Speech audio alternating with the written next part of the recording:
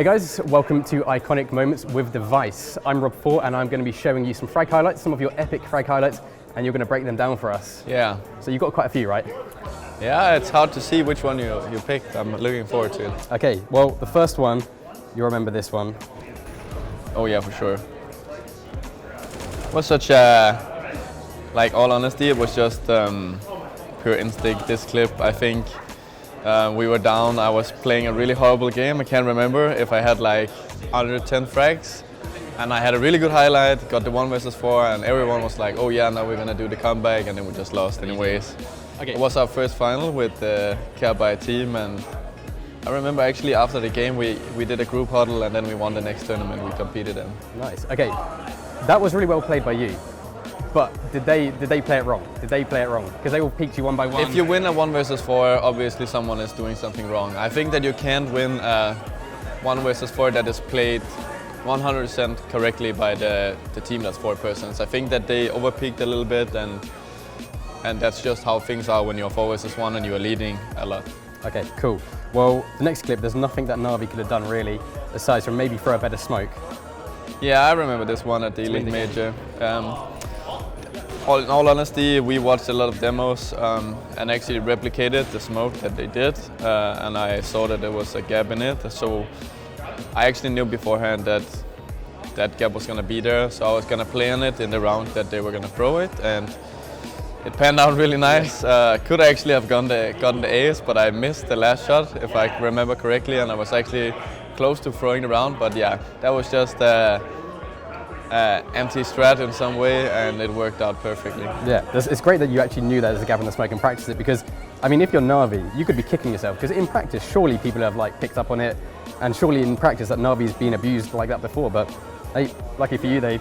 I remember 2 tournaments later, they still did the same smoke, and I had a free K against them, and I was like, okay, this is the last time they'll probably do it, and after that I haven't seen it. No, nice. Okay, the next clip is from IEM Sydney quite recently, and this is pretty insane. So take us through it. What was going through? Okay, so this is complete anti-strat as well. They have a standard where they throw we call them the nip smokes when you go towards the secret position, and instead of going down, they flash Sunny through into warehouse. So I had to live in warehouse, and I knew that they were gonna flash through, so I was actually just holding the angle at like a place I wouldn't get flashed, killed him, knew there was a guy on top of main, and he just went on me, and I did a pretty good shot. And I can't remember how I got the third one, but in the rest was just pure instinct as well. But the 2 first frags, I knew where they were going, and I knew their plan. So okay, and obviously, so it's anti-strat. But did you get any help from like teammates' communication, telling you where the 3rd and 4th and 5th are, or was it just pure instinct at that point? Just peek an angle, move about. I think position. After that, the only thing that I actually said on TeamSpeak was nice, and that they didn't want to steal my ace when I killed 4 guys. So they were like, "Oh, never go kill the last one." So I just ran into warehouse, and I did a really sick shot at him as well. Nice. And finally, another ace with the AWP again. This was also in the final, if I recall correctly, or the semi-final actually, of when we were in Vilnius. That was when I first started AWPing. It must have been one of my first AWP highlights. Yeah. I can't remember what happened on TeamSpeak, but I just remember it was a really important round, and it kind of got us going, but I know that we ended up losing the game because they played against Dignitas in the final. Yeah, I think you lost the series 2-1 if I remember correctly.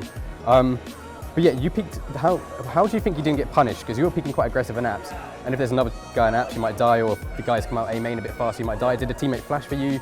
Can I see it one more time? I'll just watch it one more time. So you go quite aggressive, get the first kill, and then not punished in the slightest. You've even got time to throw. Yeah, I think that the first guy that I killed, Kyoshima, basically just overextended, peeked out, and where he thought he was safe, and then I just had time to throw out the Molotov. I actually have a completely similar highlight that I did against Liquid. It was also a 4 kill at the major we won. So it's a thing that people do sometimes when they execute, and then they just rush up slope and out apps without throwing any nades because they want to revenge frag, and then you have a really good position with all. Decent. Okay, so there kind of are 4 favorite frag highlights of yours. All of them impressive in their own way. But are there any of yours that you think we've missed and that you would like to I have for sure have one. It was like the one time I actually felt like scream.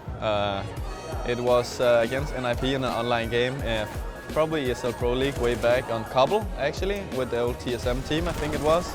And I was 1 versus 5 and I did like 4 tap one shots from plateau and then I missed the last kill. And that's probably why it's not that big of a highlight, but it was the sickest shots I've ever hit in my life. But yeah, that's iconic moments with Device. Thank you very much. Thank you for watching, guys. Yeah, thank you very much for playing along. And guys, subscribe, follow us on social media as always, and see you in the next video. Bye.